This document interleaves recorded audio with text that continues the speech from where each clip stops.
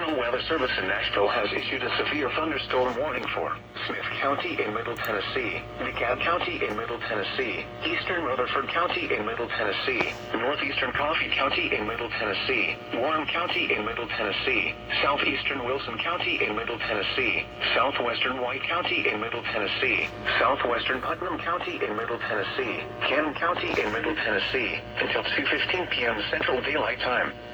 At 1:34 p.m. Central Daylight Time, severe thunderstorms were located along a line extending from near Gordonsville to near Murfreesboro, moving southeast at 50 miles per hour. Hazard, 70 miles per hour wind gusts and nickel-size hail. Source, radar indicated. Impact, expects considerable tree damage. Damage is likely to mobile homes, roofs, and outbuildings.